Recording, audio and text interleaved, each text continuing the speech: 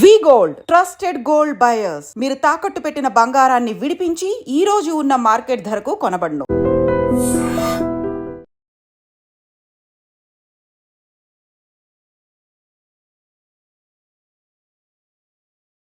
Welcome to I dream.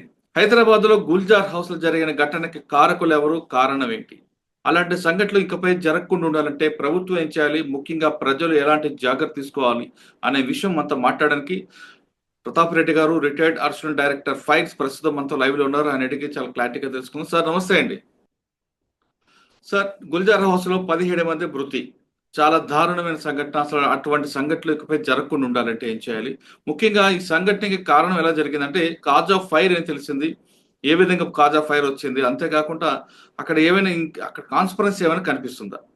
ఇప్పుడు మనకు నిన్న చూసినటువంటి యొక్క మీడియా కథనాల ప్రకారం చూస్తే అది సుమారు 5:30-6 మధ్యలో ప్రమాదం జరిగి ఉంటుంది. అవును, 6:10కి మనకు కాల్ వచ్చిందండి కంట్రోల్ రూమ్ కి. 6:16కి ఎప్పుడో కాల్ వచ్చిందని అంటాం. అవును. అయితే ఇప్పుడు ఈ గ్యాప్లనే మనకు ఎంత నష్టం జరగాలో అంత నష్టం జరిగిపోయింది. జనరల్గా ఇప్పుడు రెసిడెన్షియల్ బిల్డింగ్ అంటే ఏంటిది? మామూలుగా బాల్కనీ ఉంటుంది, స్టేర్ కేస్ పెద్దగా ఉంటుంది, 3 వైపులకెళ్ళి 2 వైపులకెళ్ళి ఓపెన్ వెంటిలేషన్ ఉంటుంది.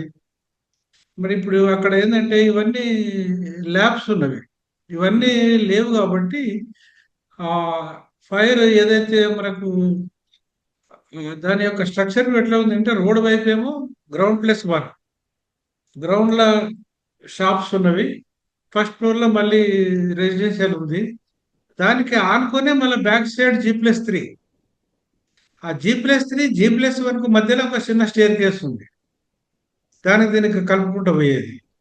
ఈ గ్రౌండ్ లో వెనక వైపు ఏదైతే ఉందో అక్కడ కూడా ఒక 3 రూమ్లు ఉన్నాయని తెలుస్తుంది. దాంట్లో కొంత ఈ వర్కర్స్ పనిచేయడము, పడుకోవడము, కొంత ఇది వాళ్ళ షాపింగ్ సంబంధించినటువంటి యొక్క ఎక్కువ ఈ గ్రాన్యూల్స్ ఉన్నాయి కదా, పీల్స్ సంబంధించినవి, అవి ఏదో మెటీరియల్ అక్కడ ఉన్నట్టున్నది. అక్కడ మనకు ఫైర్ జరిగింది. ఆ ఫైర్ తోటి ఏమైంది, ఒకటేసారి పొగ పైకి వెళ్ళడం జరిగింది.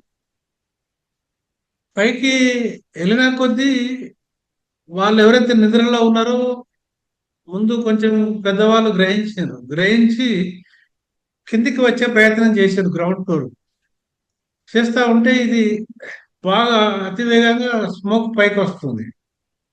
ఇక కిందికి పోయే పరిస్థితి లేకపోయారు కన్నా వాళ్ళంతా మళ్ళా సెకండ్ ఫ్లోర్ టెర్రస్ చేరడానికి ప్రయత్నం చేసిండ్రు.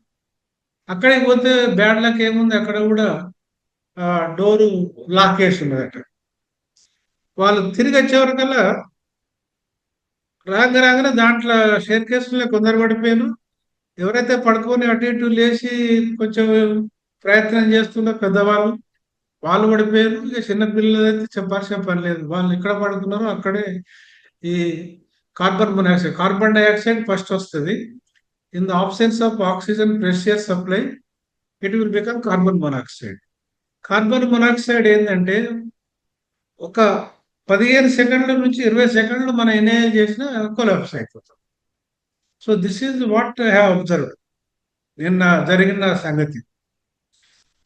మనకు G+3కి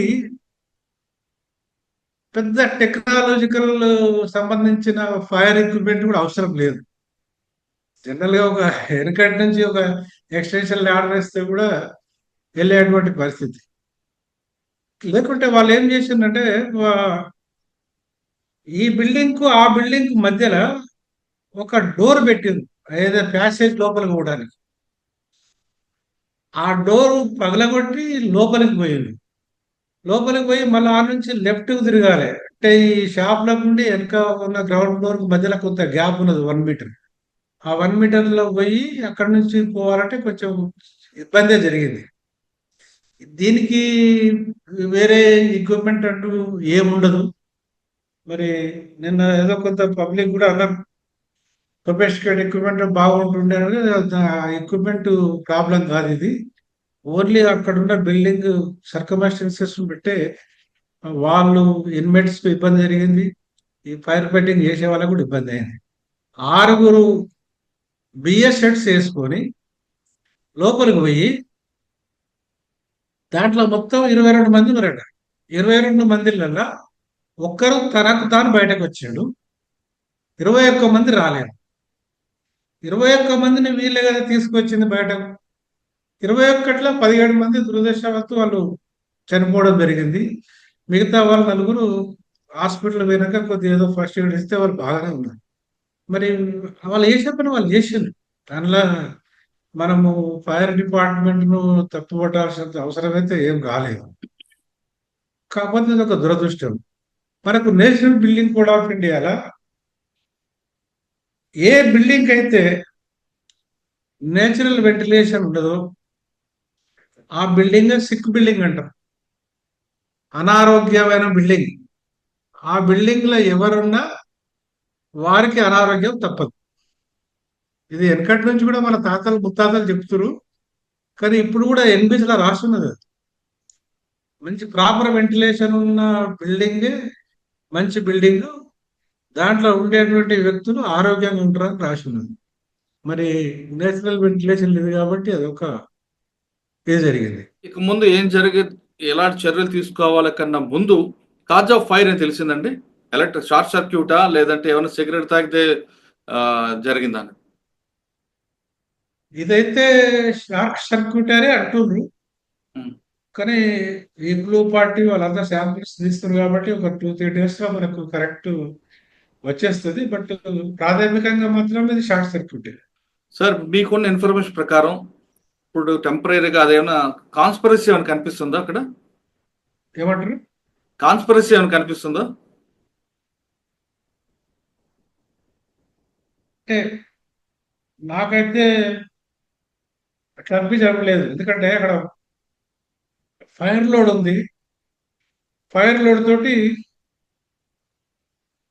స్మోక్ థిక్గా పైకి పోయింది. ఎక్కడ మనకు వెంటిలేషన్ లేదు కాబట్టి అది ఫాస్ట్గా స్ప్రెడ్ అవుతూ పోయింది. కానీ ఫాస్ట్ స్ప్రెడ్ తోటే కొంచెం కాన్స్పిరసీ అని అంటుండు. కానీ నా వరకైతే నా పర్సనల్ ఒపీనియన్ అయితే అది ఉండకపోవచ్చు. ఓకే సార్, అటువంటి బిల్డింగ్లు హైదరాబాద్లో తో పాటు చాలా ప్రాంతాలు ఉన్నాయి. ఇటువంటి బిల్డింగ్లు ఎప్పటి నుంచి కూడా మీ నోటీస్ ఇచ్చారు? ఎన్ఓసి అంటే కొత్త బిల్డింగ్ అంటే ఎన్ఓసి కావాలి. పాత బిల్డింగ్లు కాబట్టి దీన్ని మీరు కేటగిరీగా డివైడ్ చేసుకుంటూ దీనికి ఏమైనా నోటీస్ ఇచ్చారా?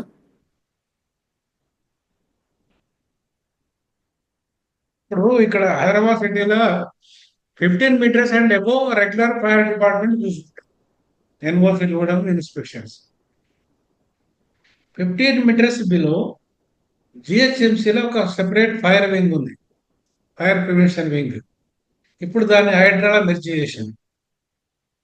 అక్కడ కూడా ఒక అడిషనల్ డైరెక్టర్ ఉన్నారు, స్టాఫ్ అందరు ఉన్నారు. దీని మీద గత 10 సంవత్సరాల నుంచి చాలాసార్లు డిస్కషన్ జరిగింది. ఈ బిల్డింగ్లకు మనం ఏ విధంగా ఇంప్లిమెంటేషన్ చేయాలని. ఇదే ఇప్పుడు హైడ్రా కమిషనర్ రంగనాథ్ గారు ఆయన వచ్చిన ఒక వారం 10 రోజులకు ఒక మీటింగ్ కాన్ఫర్ చేసినాడు. అందులోపల ఈ బిల్డింగ్స్ మీద మనము ఎలాంటి చర్యలు తీసుకుంటే బాగుంటుంది అన్నది ఒక ఆలోచన వచ్చింది. నా పర్సనల్ ఒపీనియన్ నేను ఏం చెప్పిందంటే, లక్షల బిల్డింగ్లు ఉన్నవి. ఈ లక్షల బిల్డింగ్ల దగ్గరికి ఏ ఫైర్ ఆఫీసర్ పోతాడు? ఎవరు కొలతలు తీస్తారు? ఇది సాధ్యమయ్యే పని కాదు. దానికి ఏంటంటే మీ దగ్గర ఒక ఇన్ఫ్రాస్ట్రక్చర్ ఉంది. ప్రతి జోనలు మున్సిపల్ ఆఫీసెస్ ఉన్నవి. వాళ్ళు ఇయర్లీ ఒకసారి మన రెవెన్యూ కలెక్ట్ చేస్తారు. తర్వాత ట్రేడ్ లైసెన్స్ ఇస్తారు. దానికి రెన్యువల్స్ ఉంటవి. వాళ్ళకే ఒక బేసిక్ నాలెడ్జ్ ఒకటి వాళ్ళకు ఇచ్చి వాళ్ళనే సర్వే చేయమని చెప్పి, ఈ వెంటిలేషన్ బిల్డింగ్స్ లేని బిల్డింగ్స్ ఎన్ని ఉన్నవి, ఓపెన్ స్పేస్ లేని బిల్డింగ్స్ ఎన్ని ఉన్నవి, మిక్స్డ్ ఆక్యుపెన్సీ అంటే ఇట్లా కింద షాపులు పైన రెసిడెన్షియల్ బిల్డింగ్స్ ఎన్ని ఉన్నవి ఇట్లా కేటగరైజ్ చేసి వాళ్ళు ఒకళ్ళు తెలుసుకున్నట్టయితే దానికి సొల్యూషన్స్ కూడా మనము తీయచ్చు. ఇప్పుడు ఫర్ ఎగ్జాంపుల్ ఇదే బిల్డింగ్ ఉంది. ఎగ్జాంపుల్ ఈ బిల్డింగ్ కు ఒక ఓవర్ హెడ్ ట్యాంక్ ఒక 5,000 ఈ మూలకోటి ఆ మూలకోటి వేసి ఇంటర్లింక్ చేస్తే 10,000 అవుతుంది.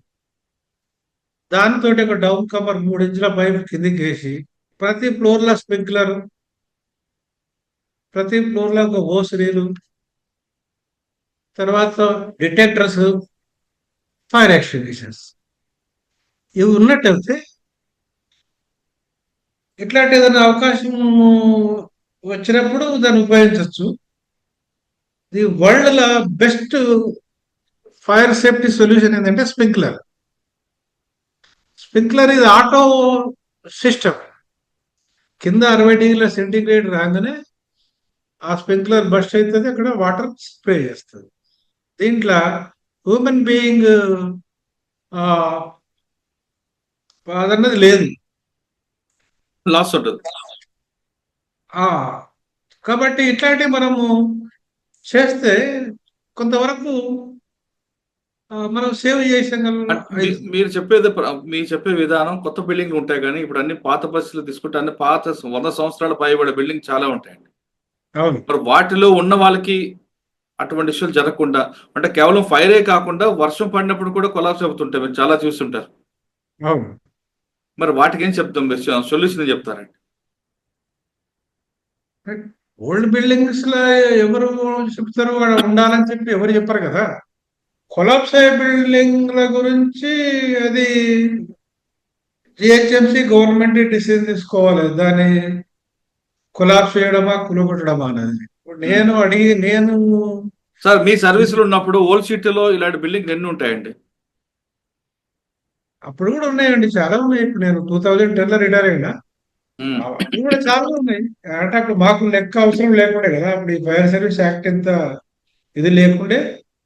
తర్వాత మేము కూడా ఈ G+15 బిలో బిల్డింగ్స్ ఎప్పుడు లెక్క పెట్టలేదు. ఓకే. కాకపోతే ఫైర్స్ అయినాయి, అప్పుడు కూడా అయినవి. G+15 బిలో ఎక్కువ మనకు బేగం బజార్, లాడ్ బజార్ అవన్నీ ఓల్డ్ సిటీలో అవుతుండే. కాకపోతే ఇంత ఘోరంగా ఎప్పుడు కాలే. సార్ నిన్న జరిగిన ఘటనలో డిపార్ట్మెంట్ వెంటనే స్పందించలేదు కాబట్టి ప్రాణ నష్టం ఎక్కువ జరిగేదని బాధితులు చెప్తున్నారు. అదేవిధంగా స్పాట్కి వచ్చిన కిషన్ రెడ్డి గారు కూడా చెప్తున్నారు. ఇప్పుడు వేరే ఏదన్నా విలేజ్ మండల్ అయితే ఒక 30-40 కిలోమీటర్ల దూరంలో ఫైర్ వెహికల్స్ ఉంటాయి. కొంచెం రావడం ఇబ్బంది కావచ్చు, వచ్చినప్పుడు ఏదైనా టెక్నికల్ ప్రాబ్లం ఉన్నా, టైర్ ఏదైనా పంక్చర్ అయినా ఉంటుంది. కానీ ఇప్పుడు గుల్జార్ హౌస్ నుంచి మొగల్పుర 2 కిలోమీటర్లు, సాలార్జంగ్ మ్యూజియం 2 కిలోమీటర్లు,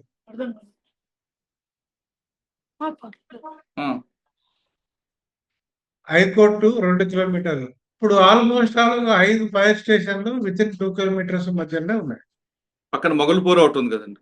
మొగల్పుర, సాలార్జంగ్ మ్యూజియం, గౌలిగూడ, హైకోర్టు. ఇప్పుడు ఒక బండి ఏదన్నా పొరపాటులో వచ్చినప్పుడు ఏదైనా అయినా కానీ ఆల్టర్నేటివ్ వెహికల్స్ అయితే అరేంజ్ చేస్తారు కదా. వాళ్ళు పబ్లిక్ నుంచి ఫైర్ కంట్రోల్ రూమ్ లో ఒక నార్మ్ ఉంది. ఒకటేసారి 20 కాల్స్ ల్యాండ్ అయినాయి అనుకోండి జనాల నుంచి, ఇప్పుడు అర్థమైపోతుంది డ్యూటీ ఆఫీసర్ ఇదేదో సివియర్ పదని చెప్పి వాళ్ళు చేయడమే. మొగల్పుర ఉండి గౌలు కూడా 2 పంపించాడు పేపర్ న్యూస్ ప్రకారం. సరే, ఇప్పుడు వెహికల్ రావడం ఉన్నది లేటు అంటే ఒకరంటారు యాజ్ పర్ పేపర్ న్యూస్ ఒక బండ్లో నీళ్ళే లేవంటారు. మరి ఒక బండ్లు లేకపోతే మిగతా బండ్లు ఉన్నాయి కదా స్పాట్ మీదకి వచ్చినాయి. ఫస్ట్ టర్న్అవుట్ లో 2, ఒక 4 నిమిషాల గ్యాప్ లో మళ్ళీ ఒక 2, తర్వాత మొత్తం 10 ఫైర్ వెహికల్స్ వచ్చినాయి. అంటే ఒక బండిలో వాటర్ లేకపోయినా ఇంకో బండి వచ్చేసరికి ఆ టైం సరిపోదు కదా, టైం అంతా వేస్ట్ అయింది కదా. ఇప్పుడు నాకున్న ఇన్ఫర్మేషన్ ఏమున్నదంటే ఉమ్, మొగల్పుర వెహికల్ వచ్చింది. ఉమ్, వచ్చిన తర్వాత అక్కడ ఒక ఆ, ఇదేమిటంటే ఉమ్, ఏదైతే బిల్డింగ్లకి వెళ్ళి పొగ మనకు బయట కనపడుతుందో ఆ పక్క ఈ పక్క వాళ్ళ బిల్డింగ్ జనాలు వచ్చి ఈ పైపును వాళ్ళే లాక్కపోయారు. ఉమ్, ఉమ్. లాక్కపోయి వాళ్ళ బిల్డింగ్ పైపు కొట్టుకునే ప్రయత్నం చేశారు. ఓ ఇప్పుడు దీంట్లో ఈ పబ్లిక్ పెరుగులాటలనే సరిపోయింది ఈ ఫైర్ సిబ్బందికి. అచ్చా. దాంట్లోనే కొన్ని నీళ్లు లాస్ అయి ఉండొచ్చు బహుశా. సార్ ఆక్సిజన్ తీసుకురాలేదని ఎలిగేషన్ ఒకటి వచ్చిందండి. ఏమండి, ఆక్సిజన్ తీసుకురాలేదని. మనకు బ్రీతింగ్ ఆపరేటర్ షెడ్స్ లేకపోతే వాళ్ళు లోపలికి ఎట్లా పోతారు? ఇంతమంది 21 మందిని ఎట్లా బయట తీసుకొచ్చారు? ఉమ్, ఆ, ప్రతి బండ్లే it is a mandatory. 2 BS sheds ఉంటాయి. ఓకే. 2 బిఎస్ షెడ్స్ కంపల్సరీ ప్రతి వెహికల్ లో ఉంటాయి. ఉమ్, ఆ, ఒకవేళ వచ్చిన తర్వాత ఏదైనా చిన్న చిన్న ఫైర్ అయితే స్టాప్ వేసుకోకపోతారు. ఆ, అది వేరే సంగతి. కానీ ఇప్పుడు అక్కడికి వచ్చిన తర్వాత అంత పెద్ద పొగ చూసి వాళ్ళు లోపలికి వెళ్ళి చూసేపోవటానికి వీలు లేదు. వాళ్ళ దగ్గర బిఎస్ సెట్స్ ఉన్నవి, వేసుకున్నారు. ఈ టోటల్ 21 మందిని వాళ్ళే బయట తీసుకొచ్చారు. మరి ఉమ్, బిఎస్ సెట్ లేకపోతే ఉమ్. మరి వాళ్ళు ఎట్లా బయట తీసుకొస్తారు? దాంట్లో ఇప్పుడు అవును. Divisional fire officer, area fire officer Gouli కూడా ఉమ్, ఆయన కూడా కొంత సఫకేషన్ అయ్యిండు. ఆ బిఎస్ సెట్ లో ఏదో కంప్లీట్ గా ఆక్సిజన్ అయిపోయిందో లేకుంటే ఆయన కొద్దిగా అలసట చెంది ఫేస్ మాస్క్ తీసి ఆ కొంత ఫ్రెష్ ఎయిర్ కొరకు టెర్రస్ పోయి ఏదైనా ప్రయత్నం చేసి ఉండే మొత్తానికి ఆయన కూడా కొంత ఇదయ్యండు. మళ్ళీ హాస్పిటల్ కనుక 1 అవర్ తర్వాత మళ్ళీ రికవర్ అయ్యండు. మళ్ళీ ఆయన రెజ్యూమ్ అయినట్టుగా తెలిసింది డ్యూటీ. ఆ అంత పబ్లిక్ అన్నంతనైతే నాకు నిజం అవపడతలేదు. నీళ్లు లేక బండి రావడం అన్నది, ఉమ్. వచ్చిన వాళ్ళ దగ్గర బిఎస్ షీట్స్ లేవన్నది కూడా కొంత ఈ పబ్లిక్ ఆతృత. బ్రదర్. ఇప్పుడు రాగానే ఏదో చేస్తారు అంటే ముందు మనకు కళ్ళతోటి అవపడాలి కదా.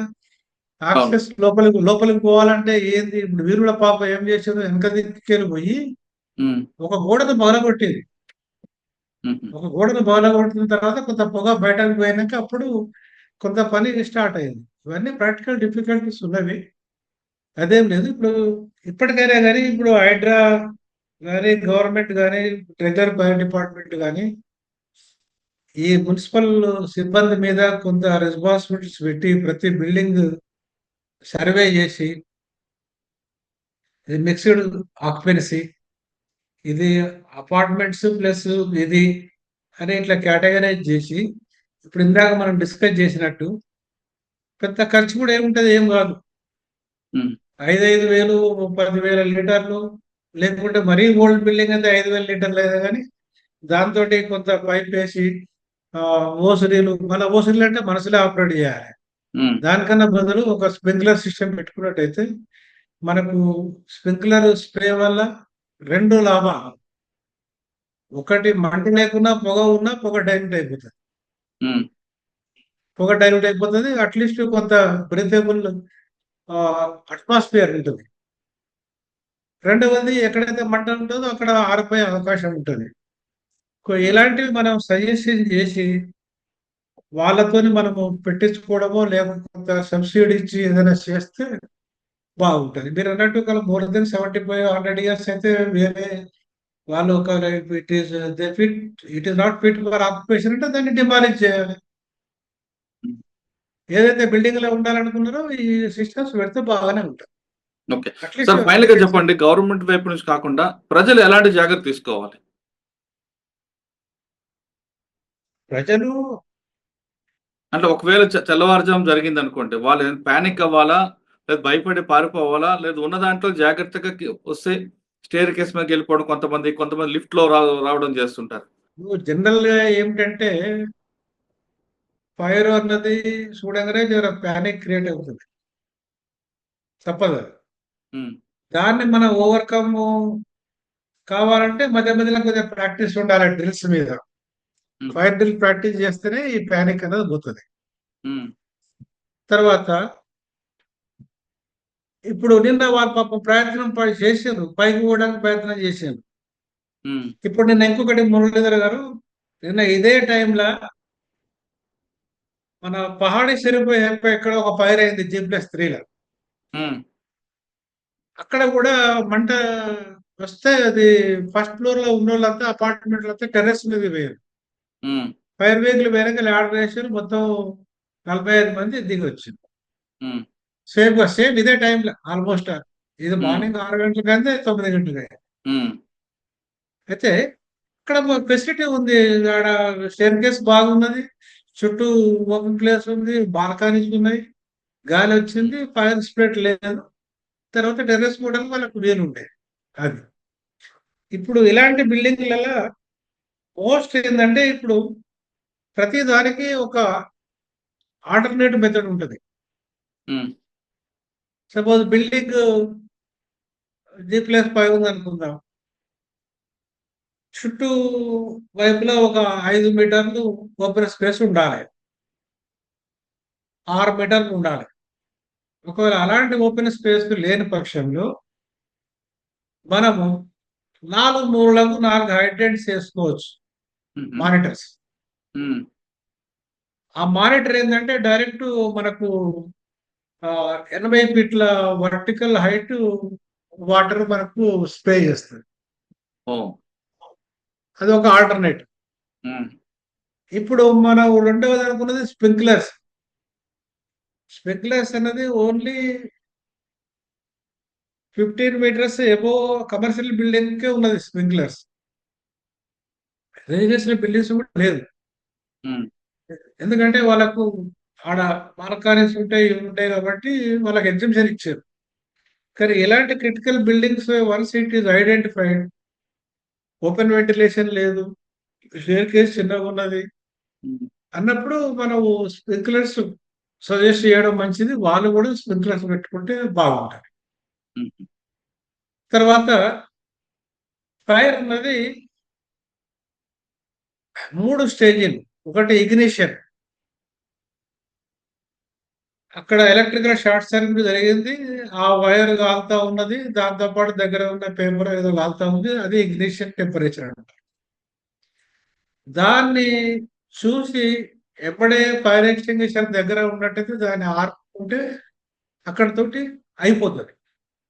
ఒకవేళ దాన్ని మనం చూసిన మన దగ్గర ఆలోచన రాకున్నా, ఎక్విప్మెంట్ లేకున్నా, అది ఏమవుతుంది, స్ప్రెడ్ అవుతుంది.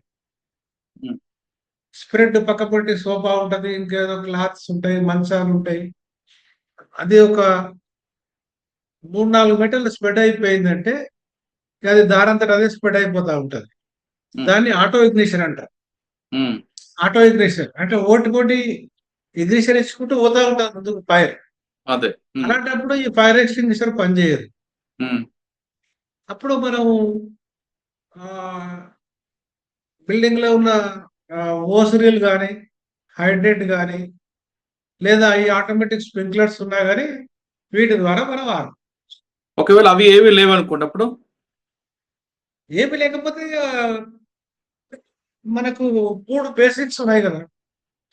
ఏదైనా ఫైర్ అయిందనుకోండి, దానికి గాలి ఆడకుండా చేయాలి. గాలి ఆడకుండా చేయాలంటే ఏదైనా ఒక బ్లాంకెటో, చెద్దరో, అదో ఏదో నీళ్ళలో ముంచి దాని మీద కప్పేయాలి. ఓకే. కప్పేస్తే ఆడికి కొంత ఒక 2-3 సెకండ్లు గాలి ఆడకుంటే ఫైర్ ఆగిపోతుంది. సరే, అప్పుడు ఆలోచన లేకున్నా కానీ ఏదైనా ఒక గట్టి వస్తువు తోటి ఇట్లా బీట్ చేసిన ఎవ్రీ బీట్ 1 సెకండ్, 2 సెకండ్స్, ఆ 2 సెకండ్స్ లో కూడా గాలి అన్నది ఆ తగులదు, అట్లా కూడా ఆరిపోయే అవకాశం ఉంటుంది. ఇక మూడవది ఏంటంటే ఈ 2 ఆలోచనలు రాకుండా ఎక్కడైతే పంట స్టార్ట్ అయిందో దాని చుట్టూ 1 మీటరు వదిలిపెట్టు. మిగతా వస్తువులు ఏదైనా ఉంటే, మంచం కానీ, సోఫా కానీ, కుర్చీలు కానీ, ఇంకేదైనా ఉంటే అక్కడ నుంచి ఆ పువ్వులంతా మొత్తం తొలగించాలి. ఉమ్, తొలగిస్తే ఏమవుతుంది, మనం ఈ పని చేసే లోపల అది అంతవరకు స్ప్రెడ్ అవుతుంది. ఫర్దర్ కంటిన్యూటీ లేకపోవట్ల అది అక్కడే ఆగిపోతుంది.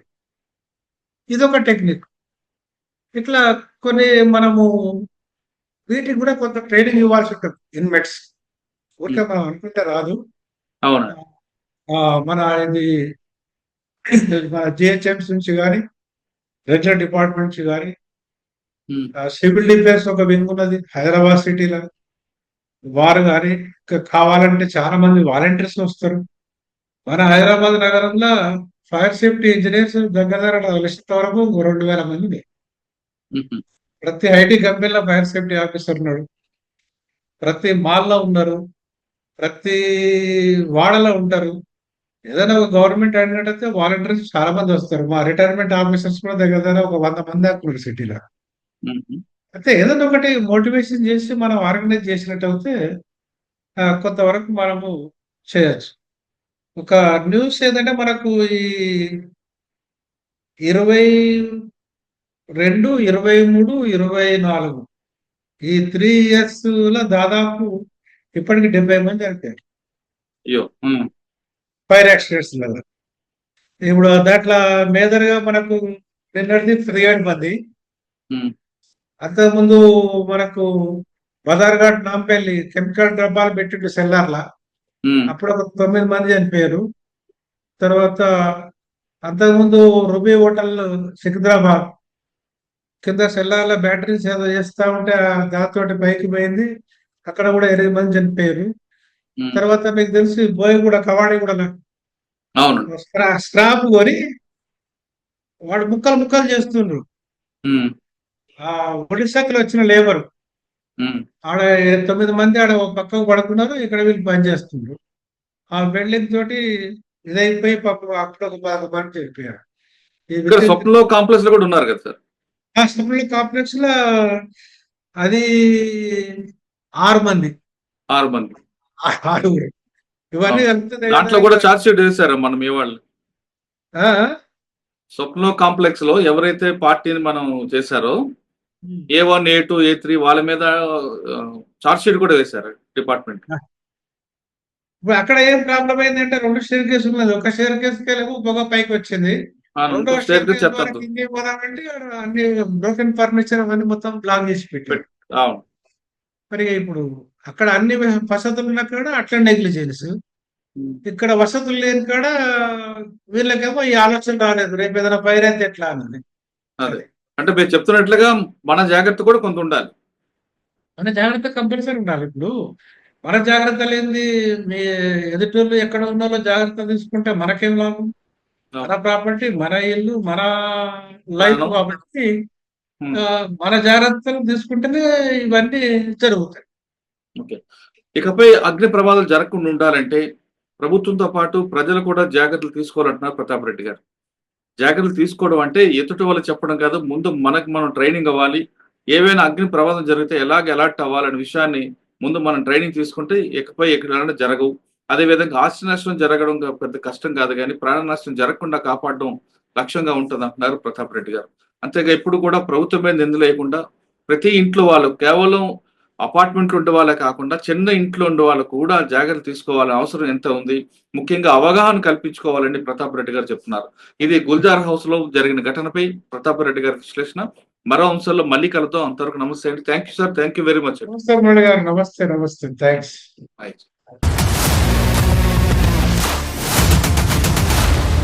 iDreams, this police diaries is something very, very valuable towards that. I must really appreciate Murali, your insights. iDreams founder and CEO చిన్న వాసుదేవ్ రెడ్డి గారితో మురళీధర్ క్రైమ్ స్టోరీస్ చాలా ఫేమస్ అయిపోయినావు.